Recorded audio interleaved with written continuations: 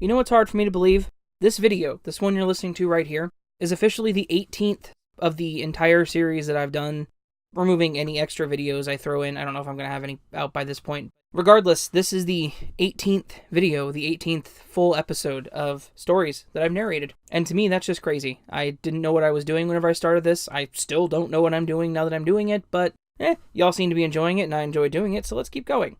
How are you doing, dear listener? I hope you're doing fantastic. I am doing fantastic. That's a lot of fantastic. I gotta say something else. I gotta work on my vocabulary, apparently. Anyway, welcome to another video, and this one is, once again, 5 more true paranormal stories from Reddit.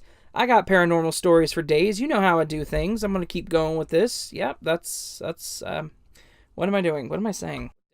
Anyway, hope you're doing well, and I hope you guys enjoyed this video. If you do enjoy it, please consider subscribing. I'm going to keep doing more of this, and I'll say that at the end of the video too, so you can just ignore what I said again. Anyways, without further delaying whatever I'm doing here, I don't know. Here are 5 true paranormal stories straight from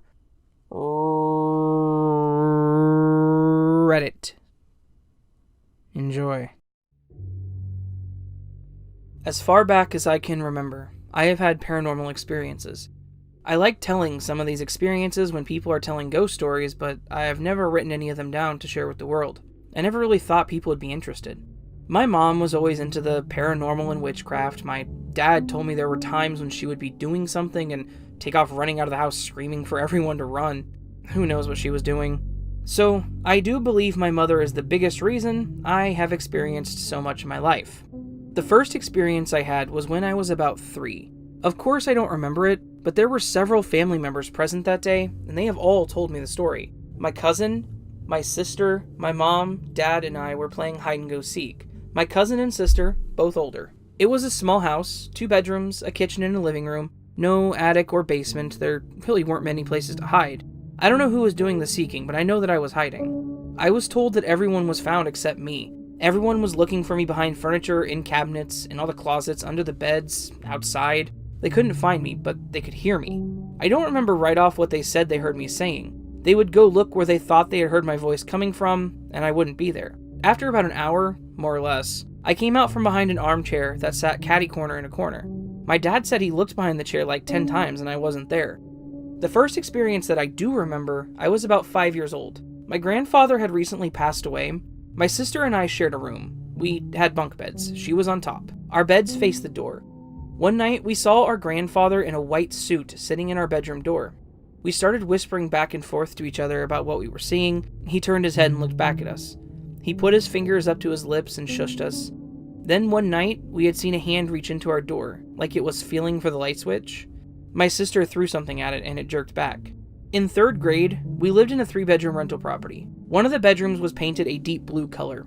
I don't know why, but we didn't use this bedroom for a really long time. I guess it was because we were told a teenage boy committed suicide in the room. Me and my sister shared the bedroom right beside this room. We always thought that we would hear knocks and loud bangs coming from this room. My sister got tired of sharing a room with me and basically kicked me out. I had to move into the blue room. My little cousin, who was around 2, was staying with us, and he slept with me. One night, the bed started shaking. Bang, bang, bang, always in 3s. My cousin woke up screaming that there was a monster shaking the bed. I got him up and took him to my mom and went back to sleep. I had a spirit dog when I was in 6th grade. We had a Scottish Terrier that we named Scotty. I know, creative, right? He always slept with me. He got a really horrible skin infection, and I think my parents had him put down. After he passed, I would be laying in bed and I could hear his little nails clacking on the tile floor and his tags clinking as he ran down the hallway to my room. Then I would feel him jump on the bed and walk up to me and then lay down. This made me sad. I missed the little pup. It did eventually stop, sadly. We moved a lot, so I spent my 7th and half of my 8th grade year living on the side of a mountain in the middle of nowhere. Our little town was literally a 1-stoplight town. My mom always told me not to go into the woods behind the house because there was a cult that did satanic rituals back there, but would make me go out in the pitch black night to dump scraps. Mean ass. She always said there was a portal in the front yard, and we have trolls or goblins that came out at night. Her friend would come over and they would play with the Ouija board and stuff. That place was creepy as hell.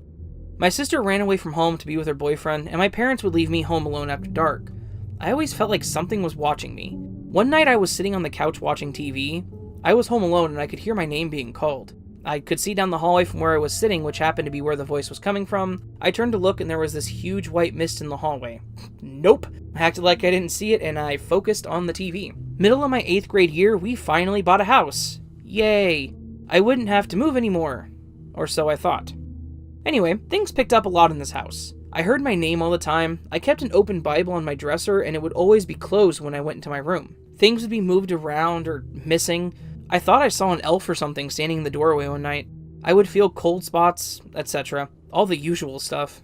The creepiest thing to happen here, though, was one day in the middle of the day, we heard this loud banging on the front door. It was me and my parents home at the time. I was in my room, mom in hers, and stepdad in the living room watching TV. The banging was so loud. My mom ran out of her room screaming for no one to open the door, because if you opened the door, you would let it in. I came out of my room curious to see what was going on. My stepdad muted the TV and yelled, "Who is it?" No answer, of course. Then this thing started running back and forth on the porch, and it was loud. It sounded like it was running on all fours, but it sounded like a freight train on the porch, and it shook the house when it ran. It would come back to the door and beat on it, and then it would run back and forth again. This went on for a few moments. My mom was scared to death. My stepdad was getting pissed, thinking it was one of the friends messing with us. He gets up and throws the door open, cussing. When the door opened, a strong wind blew through the house, and the walls looked like they were breathing. My mom was like, "Oh my god, you let it in!" They started arguing over it, so I went back to my room. Teenager me didn't care, and was used to this crap by now. She'd had her friends come over and help her take care of it. We eventually lost that house, and we moved again. We moved into an older house. I liked this house, but you could really feel the energy there. The atmosphere felt thick, if that makes sense. By this time, my parents were leaving me home alone a lot, especially in the middle of the night. I didn't experience a whole lot here, except you could tell the dog was seeing stuff, and the thermostat always moved. The dog didn't have much to do with me except when it seen something. Then it would jump in my lap and shake while staring at the ceiling. I moved out, got my own place. Everyone came to my place to hang out and party. I was 16, so my friends reveled in the freedom of hanging out with me. One night, I had friends over and we were watching Amityville Horror. It was storming out, so it was a creepy feeling in there anyways. One of my friends told me to come look into the bathroom, so me and the other girl go look, and there was a black figure standing in the doorway. It was a very large figure, manly looking. You couldn't make out the features though. There was a bright light shining behind him. Scared the crap out of all of us, and we slept in the living room that night. For 2 weeks after that, random stuff would happen, like a clock radio playing without being plugged in. I called my mom, and she said she would take care of it. After that, nothing else happened. Fast forward, I moved a couple more times. Went through the typical seeing shadows and such, hearing children's laughter outside my window when no kids were around, and stuff like that. I got married and moved to his place. He told me stories saying his place was built on an Indian burial ground and you could see shadows outside the window at night. I never saw anything. We moved from there into a 2-story place. We had twin toddlers now. He said that once some of their bouncy balls came bouncing down the stairs. He had a friend over playing video games and he confirmed the story. The balls were all at the bottom of the stairs. Their room was beside the stairs, so the balls would have had to have come out of the room and go around the railing to get to the stairs. The twins started playing with an imaginary friend, setting an extra place for tea and such, giggling and jabbering at thin air it seemed. I would stay up late to enjoy some peace and quiet, as this was the only time that I ever got to myself. Their toys would start going off and dolls would speak. This one doll would say, "I love you, Mommy," even though that was not one of its phrases. One day I was washing dishes and looking out the window. I saw a very large white orb float across the yard. It came up on the porch and then came through the front door. I looked towards the front door and there was a little girl standing there, but then she went away. She followed us when we had to move in with my mom. She started becoming more visible then. One night the girls were in bed and we were all in the living room. My mom and husband said they saw a little girl in PJs holding a teddy bear come to the doorway and peek out. Another day, I was sitting at the table and my mom was washing dishes. I saw what I thought was one of my girls run out of the laundry room and into my mom's bedroom closet. I got up and ran after her because my mom would get pissed if they went into her room. She heard me call after her and tell her to get out of Nana's room. She came in after me. We both went to the closet. I turned the light on and there was no one there. We both just stood there for a moment because I swore I saw one of the girls run in there. Another evening I was giving the girls a bath and my husband was at the fire department having a meeting. I thought I saw him walk by the bathroom and into our bedroom. I got up to ask him why he was home so early, but there was no one there. A young guy owned that place before my parents, and he shot himself in the shed. I assumed that was him. Now my girls are 19, and I haven't had anything go on in several years. The girls swear they see shadows in their bedroom and hear voices in mine, but I haven't. In fact, one of the girls just came out of a room saying that her fan randomly turned on by itself. There was a strange cat locked in my basement once. There were no vents or windows down there, and no one had been down there in a while. Weird things happen here and there, but not enough to say the place is haunted. Sorry this was so long, but thanks for reading, and feel free to share your thoughts.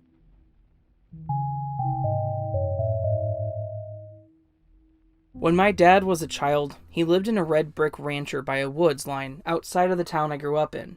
As a kid in that house, he can recall a seemingly infinite number of bizarre and paranormal occurrences happening to him, or other family members, or even strangers who visited the property. Among them was his toy cars and playthings always moving on their own in the basement. The basement of this red brick house was a playroom, and he can recall watching in wonder as trucks and cars would move entirely on their own with no visible force manipulating them. Years and years go by, he marries my mom, and then I'm born. Just as I'm old enough to really be able to talk and speak in sentences, I tell him one day as we play with my toy cars how much fun it is. That it's just like when he and I would play in his house when he was a kid. I told my dad that I remembered playing with his toys in the red brick house in the woods.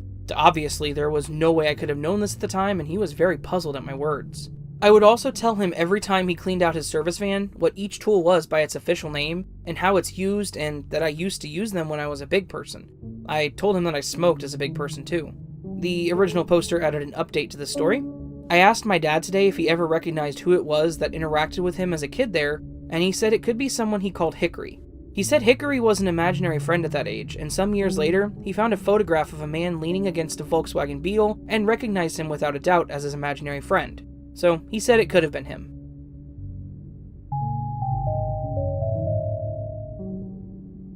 This is my first time posting to Reddit, so forgive me if there's any mistakes, please. I created an account just to share this experience and get opinions on what could have happened. I've used YA for a long time, but their paranormal section is full of users who ridicule every single post. Well, every section in YA is like that, so I've just decided to join here instead. On to my story. I was sleeping last night and was having a terrible nightmare. I was dreaming that something was climbing in my bedroom window, and my dad was shooting at it. It kind of looked like Golem from Lord of the Rings, except it was bluish, gray, and wrinkly. I jerked awake and lay there next to my boyfriend with my heart pounding out of my chest. Just as I'm drifting back off to sleep, I hear something. I hear a thump and a tapping on glass sound coming from my back deck, which is right outside my bedroom window. Someone, or something, I know how stupid that sounds, was standing on my back deck and tapping the glass door which leads into the kitchen. That door and the garage door into the kitchen were both unlocked. We live in a small town in a very nice subdivision, so we rarely lock our doors at night. But that isn't exactly what scared me. I'm not a nervous or easily scared person, so normally I would have no problem getting up and checking it out without even bothering to wake up my boyfriend. What scared me was the absolute dread and terror I felt at that moment. I can't explain it, but it was the most scared I have been in a long time, and basically over nothing. A weird noise after a nightmare. No big deal, but it felt like a really big deal. It felt like if I got up out of that bed, I was going to regret it, and I would see something I couldn't unsee. Very out of character for me. I'm pretty much fearless for most things like this. Never been afraid of the dark, even as a child. I was certainly awake too, and it was not sleep paralysis because my dog heard it as well. He was sitting bolt upright in the bed with his ears perked looking toward the hallway. Normally he would be barking, or at least growling, but he didn't seem to want any part of whatever or whoever that was. This dog will happily bite a chunk out of someone. He's a Jack Russell Terrier, so he's small, but he's enough of a jerk that we have to lock him up when we have company because he will bite. He was practically crawling up my butt trying to get away from the door. I only heard it off and on for less than a minute, but it seemed like forever to me. Then nothing. Complete silence as is usual in our neighborhood at 4 in the morning. I'm shaking my boyfriend and trying to crawl underneath him, so I'm so terrified, but he wouldn't wake up, which is unusual for him. He's not exactly a light sleeper, but he should have woken up the way I was shaking him. He doesn't recall hearing anything and doesn't even remember me trying to wake him up. It couldn't have been an animal. Only the top half of the door is glass, so it wouldn't have been able to reach it. There was also nothing an animal could climb or stand on to reach the glass. If it was a prowler, why would they tap on the glass? If it was a burglar, why didn't they just come on in the unlocked door? Why was my dog so frightened, and why wouldn't my boyfriend wake up? And most of all, why did this have to happen after such a horrible nightmare? We've lived here for 15 years, and I've never heard that before. And the dream seemed more real than most dreams. Very unsettling. I don't know how to describe the pure terror I felt lying there with a whimpering dog on top of me, knowing something was right outside my window. So this is my story, and it legit happened to me last night. I don't know what to think about it, but I'm still scared to go outside after it gets dark tonight, and I'm scared to go to sleep.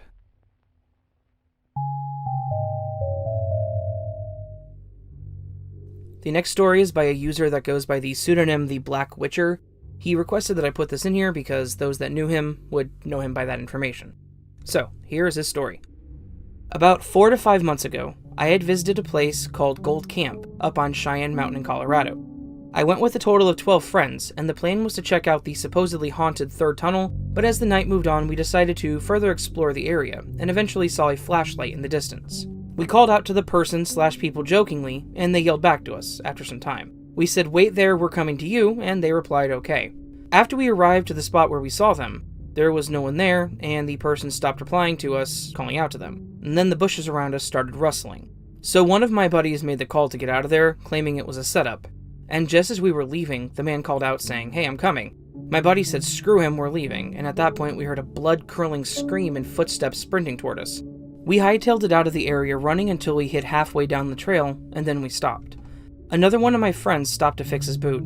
Mind you, he's the fat guy of the group, and as we were discussing the situation, we see him dart past us like a bullet. Most of the group ran as soon as he did, but 3 of us turned to see why he was running. This thing standing at about 6 foot tall, long arms and long hands with the overall shape of a man was full-fledged sprinting at us hunched over. That's when the rest of us ran too. Later that night, I made some calls and talked to a lot of people I trust about it. One of my friends said it sounds like a Wendigo, and my uncle-in-law had a similar story in the same place. They described a similar creature to what we saw, and their story made it sound more like a Wendigo, and they also said it was responsible for one of their friends going missing. Since then, I've decided to go back up there with one other friend, and we will hunt this thing down to find out what it is. And if it is what we think it is, we intend to slay it.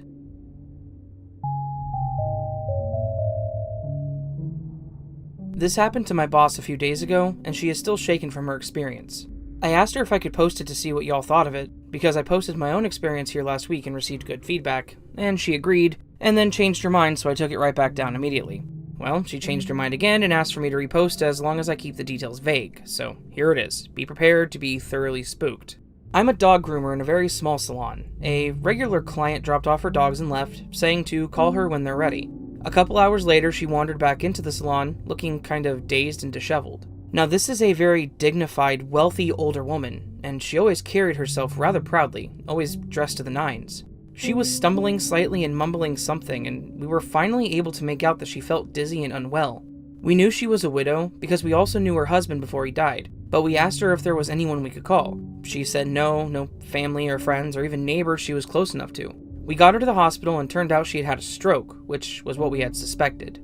So now the problem is, she's in the hospital and we have her dogs, and there's absolutely no one to come and get them, no one who can keep them. After closing, my boss goes to the hospital to see what can be done, and she offered to stay at the woman's house for the night with her pets and take them to be kenneled in the following morning. She gratefully accepted and handed over her keys, asking for a few things to be picked up from her house and brought to her in the hospital.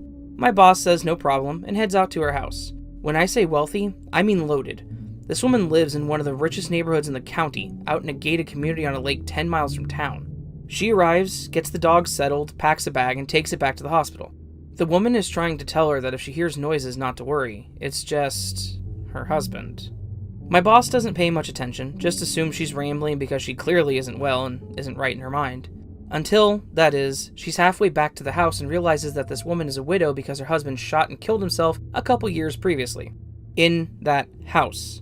We knew about the suicide, obviously. It wasn't a secret. It just hadn't occurred to her until then that he did, in fact, kill himself in the house that she's staying in.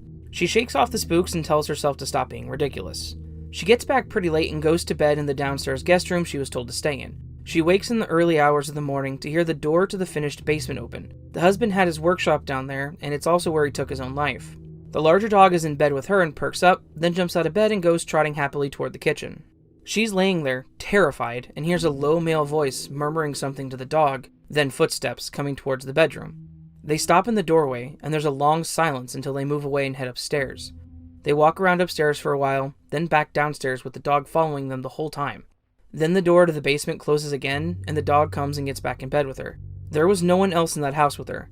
She walked through it before she went to bed, not really snooping, just checking things out because it's a large and beautiful house, and she had carefully armed the state-of-the-art alarm system as soon as she re-entered the house earlier. She just laid there terrified until daylight, then packed up the dogs and got the hell out of there, preferring to wait in the parking lot of the kenneling facility until they opened.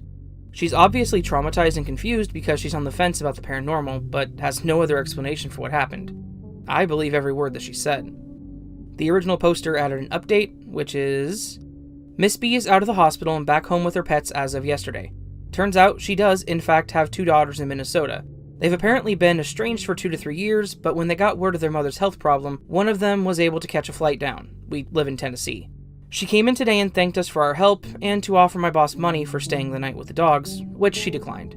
There's no way she would accept money for helping someone out. When she came in, we were a bit surprised because Miss B had said she had no family or close friends she could call for help, and she also never asked my boss to contact anyone for her. I guess we had assumed she didn't have any kids, but when the hospital asked about the next of kin, they were then contacted by the hospital. Her daughter, when she came in, mentioned offhand that she nor her sister had seen or spoken to her mother in a few years until now, like it was no big deal. I was shocked that she was so casual about it. I talk to my mom almost every day. We can't be certain, of course, but we think the estrangement has something to do with her dad's suicide. Just seems coincidental because that's about the same time period that he shot himself, 2 to 3 years ago. Hopefully, though, now that their mother needs a bit of caring for, they can mend fences.